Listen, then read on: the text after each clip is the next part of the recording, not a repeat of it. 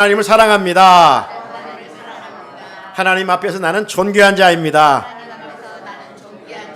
내 옆에 있는 분도 존귀한 자입니다. 사랑합니다. 축복합니다. 다시 한번 강조하지만 오늘은 교회력의 시작, 교회력의 출발점인 대림절 첫째 주일입니다. 대림절은 어드벤트라고 하는데 기다림의 절기입니다. 그리스도인은 두 기다림 속에 살아가고 있지요. 성탄의 아기 예수, 초림의 아기 예수님을 기다립니다. 막연하게 기다리는 것이 아니라 우리 장로님 기도하신 것처럼 왜 하나님이신 그분이 인간의 몸을 입고 이 땅에 오셔야만 했는가, 이 물음표를 던지면서 거기에 답을 말씀 속에서 찾아보면서 지내는 시간들입니다.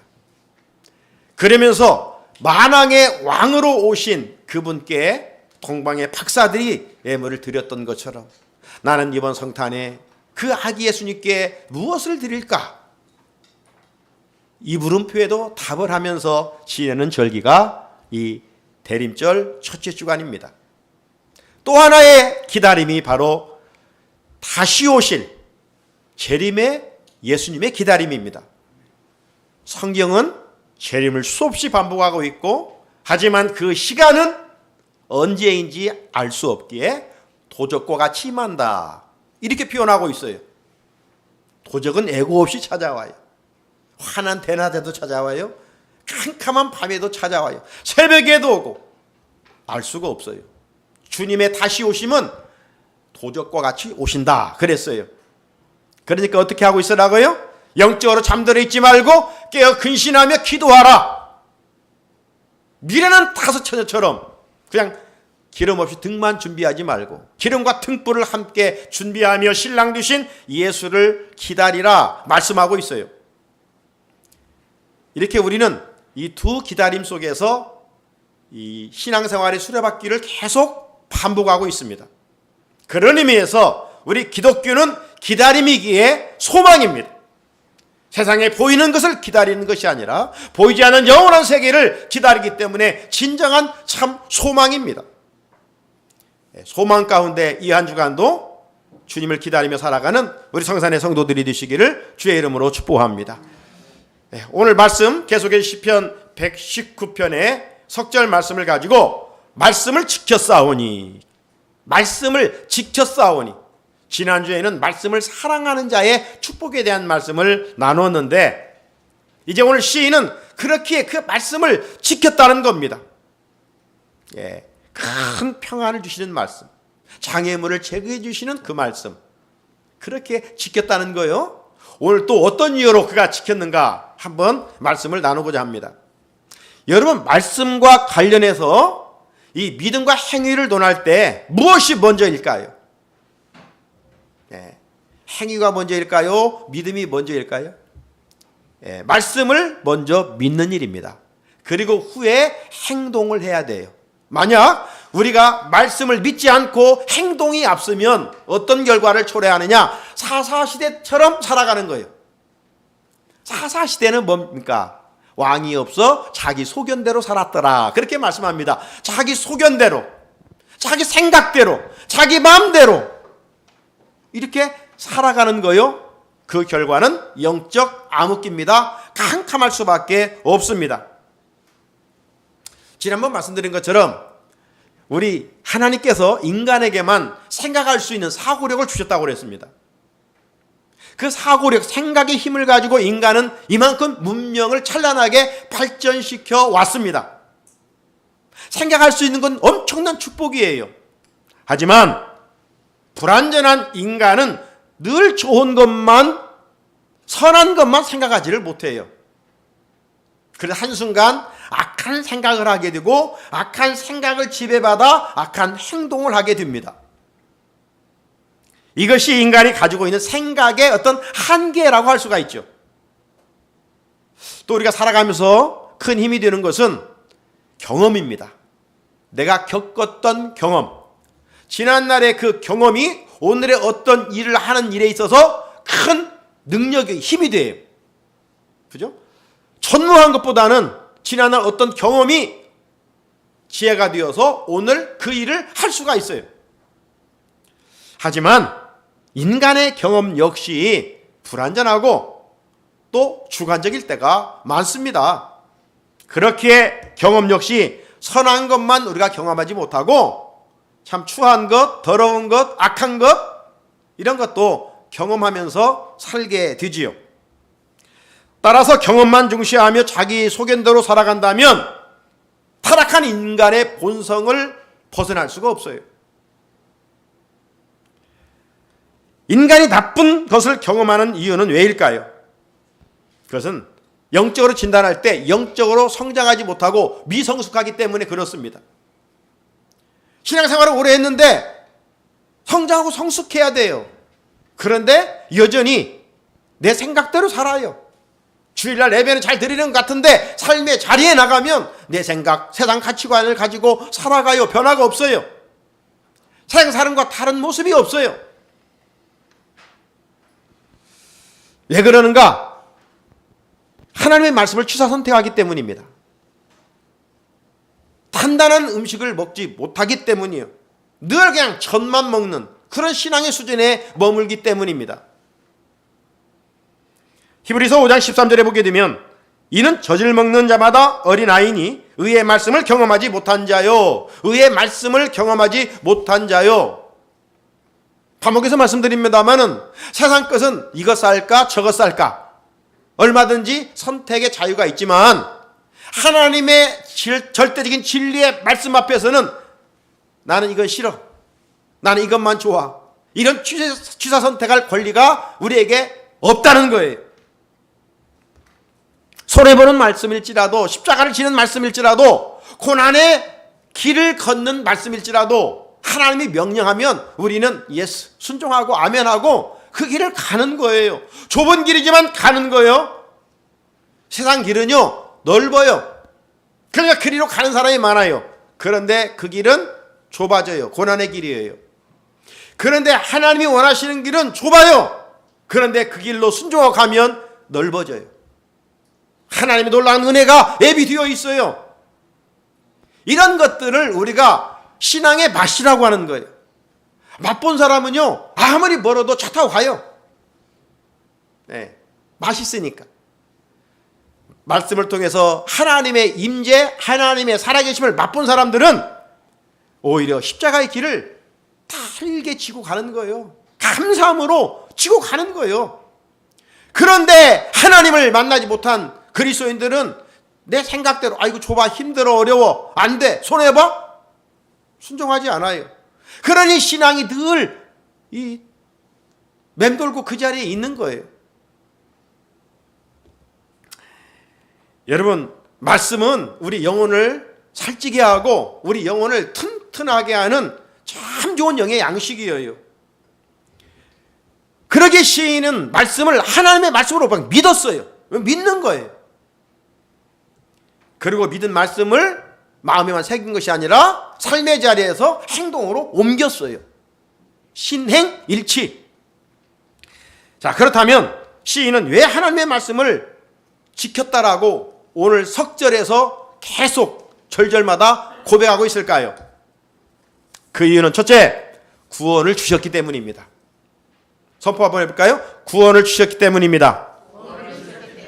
166절을 같이 읽어보겠습니다. 166절 시작. 여호와여 내가 주의 구원을 바라며 주의 계명들을 행하였나이다. 아멘.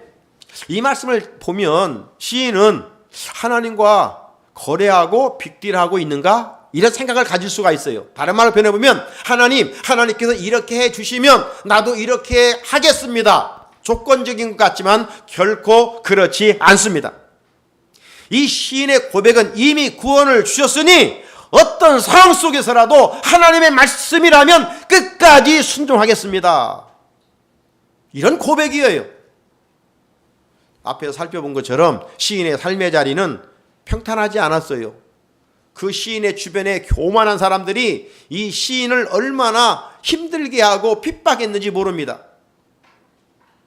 지렁이도 밟으면 꿈틀거린다고 이 시인도 사람이잖아요. 네? 그러니까 막 주변에 악한 사람들이 힘들게 함으로 하나님께 막 이렇게 탄원의 기도를 드렸어요. 앞에 134절에 가보게 되면 사람의 박해에서 나를 구원해 주십시오. 네? 얼마나 힘들면 이런 기도를 막 하나님께 했겠어요? 또 153절에도 보면 나의 고난을 보시고 나를 건지소서. 여러분, 예수를 잘 믿다가도 이 핍박이 좀 지나다가 멈추면 아이고 하나님이 살아계시는가 보구나 이렇게 생각할 수 있는데, 예수를 믿어도 계속 어떤 문제가 해결되지 않아요? 고난이 계속 그림자처럼 이어져요? 그러면 어떤 마음을 갖게 돼요? 하나님이 살아계시는 거야? 하나님에 대한 의심을 가질 수도 있어요. 그러면서 우리 신앙이 느슨해지게, 어떤 이들은 에이 모르겠다, 하나님 없는가 보다 하고 세상으로 가는 이들도 있어요. 그런데 오늘 시인은 하나님 말씀대로 사는데도 고난은 그치지 않게 해요. 그럼에도 불구하고 이 시인의 고백은 뭐예요?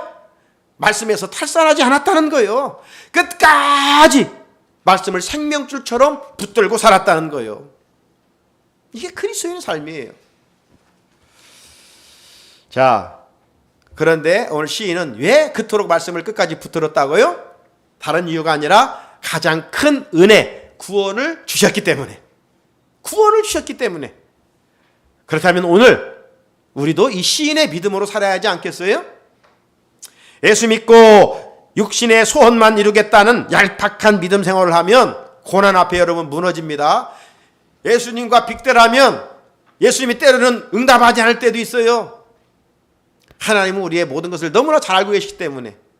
그리고 지금 주면 안 돼. 그래서 하나님이 딜레이하고 계실 때도 있어요. 그런데 우리는 인내하지 못해서 하나님의 응답을 막 빨리빨리만 하다가 아이고 필요 없어 하고 뒤돌아설 때가 있어요. 믿음의 집이 와르르 무너지기도 합니다. 여러분, 어떤 이들 그러다가 교회 공동체에서 탈선해버려요. 세상으로 가버립니다. 여러분, 세상에서 가장 비극이 뭘까요? 전쟁에서 죽는 것? 지진으로 죽는 것? 이런 게 아니고 정말 비극은 뭐냐? 교회 공동체에 있다가 세상으로 가는 사람들이에요. 세상에 있는 사람들이야 원래 세상에 있었으니까 하나님을 알지 못하고 살아가죠. 그런데 교회 공동체에서 하나님 믿다가 세상으로 간다는 것은 그것처럼 비극이 없는 거예요. 왜 그럴까요? 이것은 가지가 나무에서 잘려나가는 것과 같기 때문입니다. 여러분, 가지가 나무에서 잘려나가면 어떻게 돼요? 생명을 잃고 메말라 죽는 거예요. 그래서 포도나무이신 주님은 이런 말씀을 하시지 않았습니까? 요한복음 15장 5절 6절에 나는 포도나무요 너희는 가지라. 그가 내 안에 내가 그 안에 거하면 사람이 열매를 많이 맺나니 나를 떠나서는 너희가 아무것도 할 수 없음이라.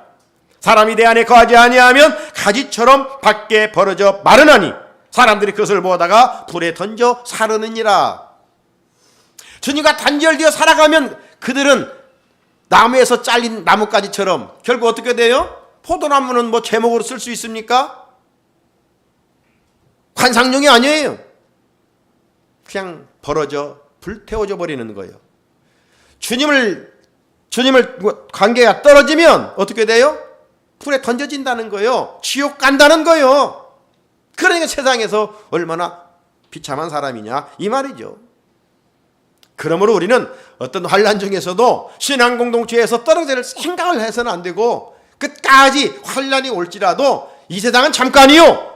우리의 삶의 자리는 영원한 천국이기 때문에 그 나라를 소망 가운데 힘드니까 오히려 우리에게 믿음이 필요하고 그의 나라가 필요한 것 아니에요?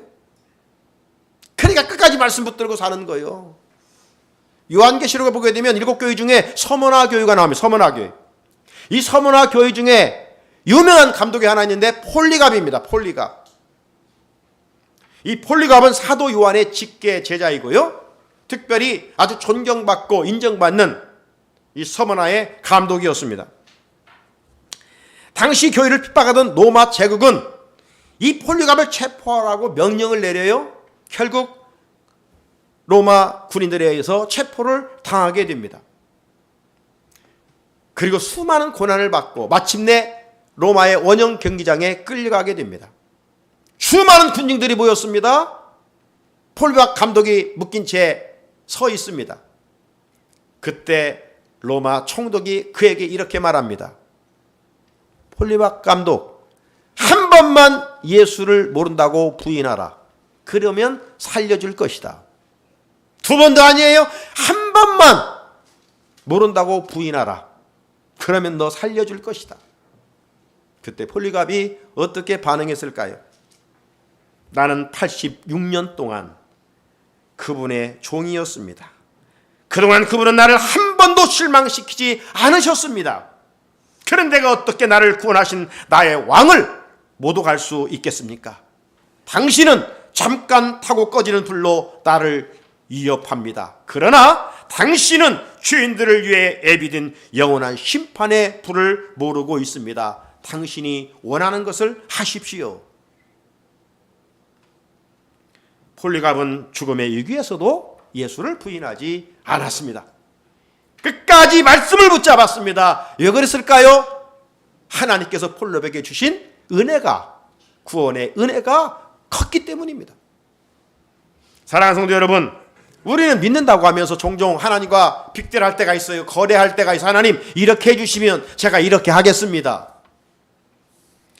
우리의 연약함에서 나오는 고백이지만 이런 고백은 이제 젖먹던 신앙생활로 족하고 이제는 뭐뭐 때문에 내가 예수를 믿는 것이 아니라 이미 큰 구원의 은혜를 입었으니 라고 고백하면서 어떤 상황에서도 하나님의 말씀을 끝까지 지켜갈 수 있어야 합니다. 나아가 우리는 광야 같은 세상이지만 구원 얻은 자답게, 여러분 우리는 광야 고해 같은 세상을 살기 때문에 육신을 입고 살아가는 동안에는 문제가 있어요. 아픔이 있어요. 시련이 있어요. 고통이 누구나 다 있어요. 부자다고 없습니까? 많이 배웠다고 없을까요? 권력 잡았다고 없을까요? 아니에요. 가난한 자 못지않는 고통이 부자에게도 권력자들에게 다 있어요. 누구에게든지 다 아픔이 있어요. 왜? 우리는 광야를 지금 지나고 있기 때문입니다. 하지만 우리 그리스도인들은 이 세상이 끝이 아니잖아요. 네? 우리에게는 영원한 소망, 하나님의 나라가 있기 때문에 그 나라를 믿음으로 끌어들이고 지금 여기에서 천국을 누리며 기쁘며 즐겁게 살아야 돼요. 그게 정말 예수의 제자예요. 시편 35편 9절, 내 영혼이 여호와를 즐거워하며 그의 구원을 기뻐하리로다. 고난 많고 문제 많은 세상에서 예수 잘 믿고 예수의 제자로 사는 증거는 뭐냐? 다른 게 아니에요. 천국을 소망 가운데 바라보면서 다시 오실 주님을 기다리면서 즐겁게 살아가는 거예요. 즐겁게 살아가는 그 사람이 오늘 최고의 인어 승리자지. 많은 것을 가지고 있고 높은 자리에 있으면서도 늘 목말라하고 살아간다면 그의 인생이 어찌 부유한 삶이라고 할 수가 있겠습니까? 영원히 진공 상태에 있는 사람은 아무리 세상 것을 누려보고 취해봐도 그 영혼이 진공 상태인지라 허무할 수밖에 없어요. 지난주 조계종 총무를 지냈던 사람이 자살했잖아요. 그런 사람을 나라에서 무궁훈자인가 준다. 참 어이가 없어요 지금. 자살한 사람에게 무슨 상을 줘요 지금. 절간까지 태워가면서. 그냥 불교계에서 지금 아마 일어나고 있어요 지금. 제대로 믿는 사람이라면 뭐 종교를 떠나서 자기 종교인들도 지금 이해가 되지 않아요. 그렇잖아요? 왜 그래요? 허무하니까 그래요. 허무하니까. 헛된 것을 믿으면 뭐 돌을 닦고 뭐 할지라도 허무한 거 인생이. 그래 아무 것이 없을지라도 주의 영으로 충만하면 환난 중에도 기뻐해요. 왜? 내가 나를 다스린 것이 아니라 성령이 내 마음과 생각을 다스리기 때문이에요. 할렐루야. 그렇게 살아가는 것이 그리스도의 능력이에요. 또 하나는 큰 구원을 주셨기 뿐만 아니라 주님을 사랑하기 때문에. 주님을 사랑하기 때문에. 따라합시다. 주님을 사랑하기 때문에. 167절 읽겠습니다. 167절 시작. 내 영혼이 주의 증거들을 지켜 싸우며 내가 이를 지극히 사랑하나이다. 아멘. 이 말씀에서 우리는 시인이 말씀에 대해서 얼마나 사랑하고 있는 그 깊이, 높이, 넓이, 길이를 알 수가 있어요. 시인은 스쳐 지나가는 정도로 말씀을 사랑한 것이 아니라 정말 내가 이를 지극히 사랑하나이다. 지극히 사랑하나이다. 참 놀라운 선포입니다. 여러분, 사랑의 깊이가 깊을수록 반응 역시 뜨겁죠. 하나님의 사랑은 어떤 사랑이에요? 우리 인간 같은 사랑이 아니잖아요. 뭐 기브 앤 테이크 이 정도 사랑이 아니잖아요. 하나님의 사랑은 우주적인 사랑입니다. 누구든지 품을 수 있는 엄청난 사랑입니다. 그래서 하늘보다 높고 바다보다도 깊은 우리 부모의 사랑을 그렇게 표현하는데, 부모의 사랑과 어떻게 하나님 사랑을 좋게 비교할 수가 있겠습니까? 그래서 우리는 찬송가로 어떻게 고백합니까? 그 사랑을 바다를 먹물 삼고 하늘을 두루마리 삼을지라도 그 사랑을 다 기록할 수 없다. 여러분, 그냥 노래로 부르면 별 의미가 없어요. 그걸 한번 깊이 생각해 보세요. 바다를 다 먹물 삼고, 바닷물이 얼마나 많아요. 이 정말 상상할 수 없고 잴 수 없는 이 하늘을 두루마리 삼고 거기에 하나님 사랑을 기록해도 다 기록할 수 없다는 거예요. 그 사랑이 바로 저와 여러분을 구원하기 위하여 이 땅에 예수 그리스도를 보내주시고 나 같은 주인을 위해서 십자가에 죽게 하셨으니 그 은혜를 생각하면 얼마나 감사하냐 이 말이죠. 그래서 성경의 복음의 골자인 요한복음 13장 요한복음 3장 16절은 뭐라고 말씀합니까? 하나님이 세상을 이처럼 사랑하사. 이 말씀을 제가 현대인의 성경에 보니까 하나님이 세상을 무척 사랑하사, 하나님이 세상을 무척 사랑하사 이렇게 되어 있어요. 여러분은 요즘 무엇을 무척 사랑하고 살고 있습니까? 사랑하는 만큼, 관심을 가진 만큼 여러분의 마음은 지금 그쪽으로 시소처럼 기울어져 있을 거예요. 오늘 시인은요, 말씀을 무척 사랑했습니다. 말씀을 무척 사랑했어요. 그렇기에 말씀을 사모하고 말씀을 지키는 일이 막 행복했어요. 이것이 사랑의 힘입니다. 주님이 우리에게 원하는 것은 무엇일까요? 주님의 교회를 섬기면서 열심히 일하는 것, 그것도 참 소중한 일입니다. 하늘에 상급이 분명히 있을 거예요. 그런데 그보다도 더 선행되어야 할 것이 있다면 우리 주님을 사랑하는 일입니다. 주님을 사랑하는 일이에요. 부활하신 예수님이 도망간 베드로를 찾아가지요. 제자들을 찾아갑니다. 그리고 만나주시죠. 그리고 다시금 그들과 대화 중에 베드로에게 3번씩 묻는 질문이 뭡니까?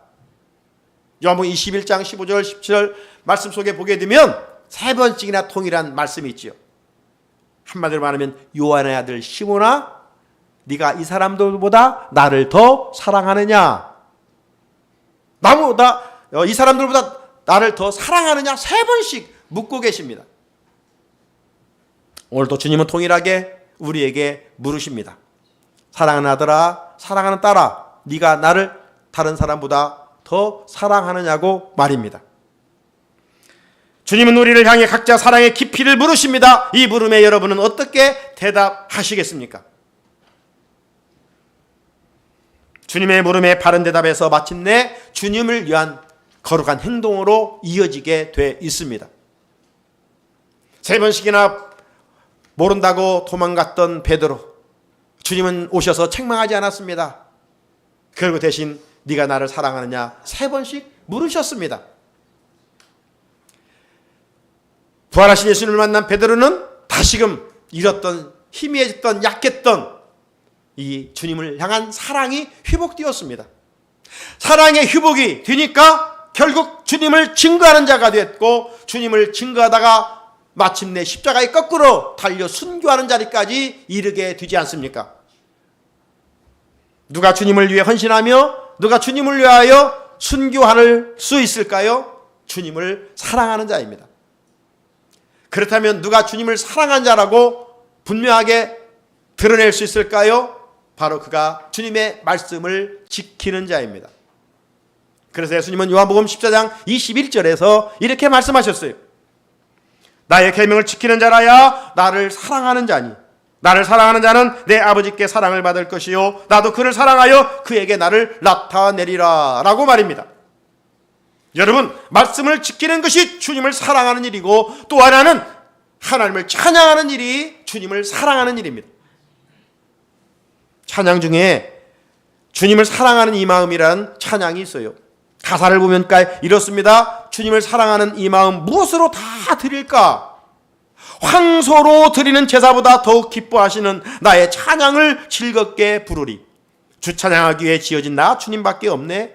내 모든 것이 다하여 주 이름 높이리.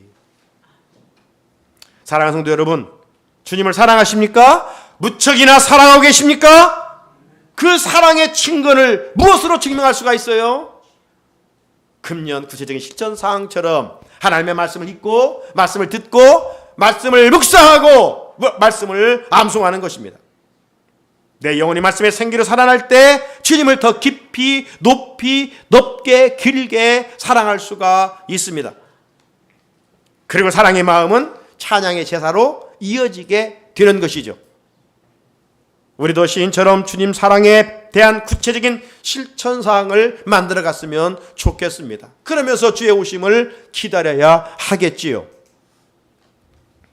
끝으로 주의 행위가 주의 앞에 있기 때문입니다. 따라서 내 행위가 주의 앞에 있기 때문에 168절을 같이 읽어봅니다. 마지막 절 시작. 내가 주의 법도들과 증거들을 지켜 싸우노 나의 모든 행위가 주 앞에 있음이니이다. 아멘. 오늘 시인은요, 말씀과 더불어 166절, 167절, 168절 석절에 행하였나이다, 지켜 싸우며 지켜 싸우니, 이렇게 반복해서 말씀을 알고 있는 것이 아니라 실천하고 있음을 강조하고 있어요. 그렇습니다. 말씀을 알고 간직하고만 있으면 종교인입니다. 주님의 제자는 알고 믿고 있는 말씀을 행동으로 옮기는 것이죠. 행동으로 옮길 때 그 믿음이 온전하다고 그랬어요. 그래서 야고보는 영혼 없는 몸이 죽은 것 같이 행함이 없는 믿음은 죽은 것이라고 했고요. 2장 17절에서는 이와 같이 행함이 없는 믿음은 그 자체가 죽은 것이라, 그렇게 말씀하셨어요. 시인은 주의 법도들과 증거들을 지켰습니다. 시인의 모든 행위가 주의 앞에 있기 때문이었습니다. 이 말은 하나님께서 내 행위의 모든 것을 다 지켜보시고 알고 계시기 때문이라는 말입니다. 우리는 하나님을 전지전능하신 분으로 이렇게 고백합니다. 전지, 하나님은 모든 것을 다 알고 계시는 분으로 우리는 믿습니다. 고백합니다.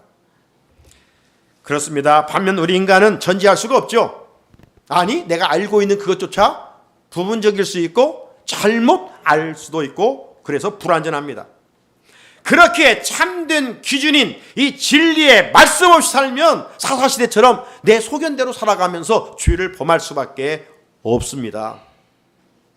내 마음대로 살면 옳은 길을 가는 것 같지만 말씀에서 탈선하여 죄를 지을 수밖에 없습니다. 자, 아무튼 하나님께서 내 모든 행실을 다 알고 계신다는 사실을 기억해야 됩니다.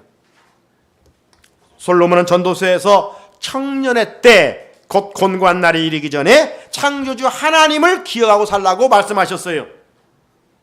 동시에 하나님은 청년들에게 네 젊음을 마음껏 즐겨라, 젊었을 때, 청년 때 마음껏 즐겨라, 하지만 거기까지만 말씀하지 않으셨어요. 그 뒤에 이어지는 말씀이 중요한 말씀이에요. 전도 11장 9절인데 청년이여 네 어린 때를 즐거워하며 네 청년의 날을 마음에 기뻐하여 마음에 원하는 길들과 내 눈이 보이는 대로 행하라. 여기에서 멈추는 것이 아니에요. 그러나 하나님이 이 모든 일로 말미암아 너를 심판하실 줄 알라. 세상 사람들은 그런 말이에요. 내 마음대로 사는데 네가 무슨 상관이야?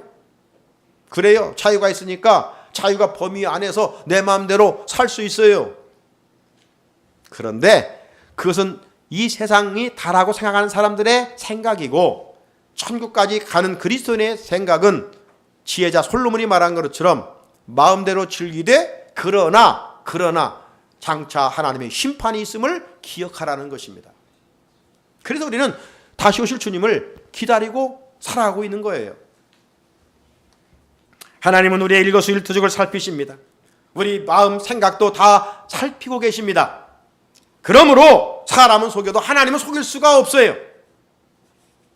그렇다면 하나님 앞에서 우리는 솔직해야 됩니다. 죄를 감추는 것은 나의 마음을 묶는 옥쇠일 뿐입니다. 자, 지금 모든 것이 이 보라색입니다. 왜 대강절에 대림절에 이 보라색을 하느냐? 보라색의 의미는 회개에 초점이 맞춰져 있습니다. 대림절의 기간은요, 한 해를 돌아오면서 지었던 우리의 모든 죄들을 하나님 앞에 토해내는 그런 시간들이라 이 말이죠. 우리가 지은 죄가 어떤 죄일지라도 하나님의 사랑, 하나님의 긍휼은 우리 죄보다도 크기 때문에 어떤 죄라도 회개하면 덮어주시기 때문에 탕자에게 묻지 않습니다. 베드로에게 묻지 않아요. 회개하면 그대로 받아주시는 우주적인 하나님의 사랑입니다. 그 사랑 때문에 오늘 우리가 살고 있는 것 아니겠어요? 이런 면에 성경은 누가 복이 있는 사람이라고 말하느냐? 세상 사람들은 이런 사람 저런 사람이 복이 있다고 말하지만 주님의 하나님이 인정하시는 복이 있는 사람은 허물의 사함을 받고 죄의 가리움을 받는 자가 복이 있다. 죄 문제를 해결하는 사람, 가장 큰 장애물인 죄 문제를 해결하는 사람이 가장 복이 있는 사람. 그래서 우리는 복받은 사람이다. 세상 사람이 누가 뭐라 해도 나는 복받은 사람이다. 나는 복덩어리다. 할렐루야. 믿습니까? 우리가 그렇게 당당히 선포하고 살아가야 돼요. 그래야 그리스도인답게 살지.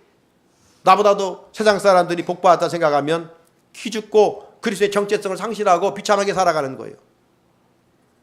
사랑하는 성도 여러분, 시인은 삶의 자리가 어떨지라도 말씀을 끝까지 지키며 살았습니다. 시인의 문제가 아니라 오늘 내 모습은 어떤가.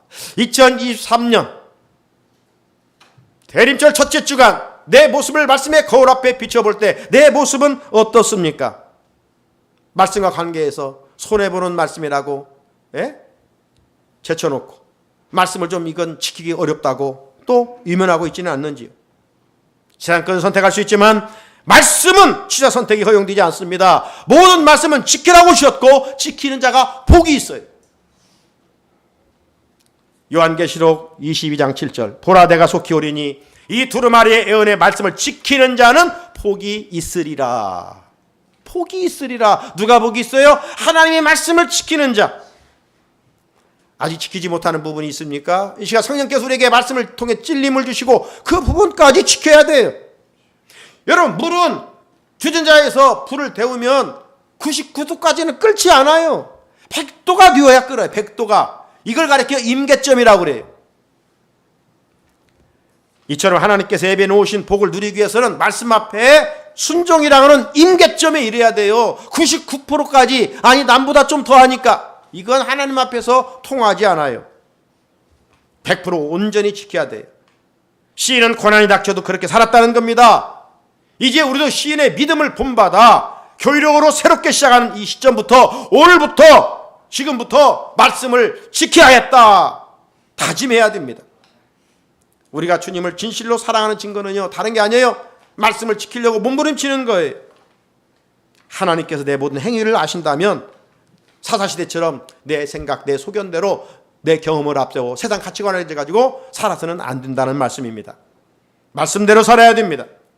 하나님은 이런 사람들을 찾으시고 은혜 주시며 진실로 복 있는 사람으로 인정해 주십니다. 오늘 말씀 듣는 우리 모두가 주님이 찾으시는 인정하는 하나님의 사람들이 되시기를 주님의 이름으로 축복합니다. 하나님 아버지 감사합니다. 오늘도 귀를 열어 마음을 열어 주의 말씀, 주의 음성 듣게 해주셨습니다. 선포되는 말씀이 누구에게 아니라 나 자신에게 주신 말씀입니다. 아멘으로 잘 받고 마음에 새기고 묵상하면서 알고만 있는 우리가 아니라 행함으로 세상 사람들에게 하나님을 보여줄 수 있는 능력 있는 그리스도인이 되게 하옵소서. 아직 지키지 못한 부분이 어떤 부분이 있습니까?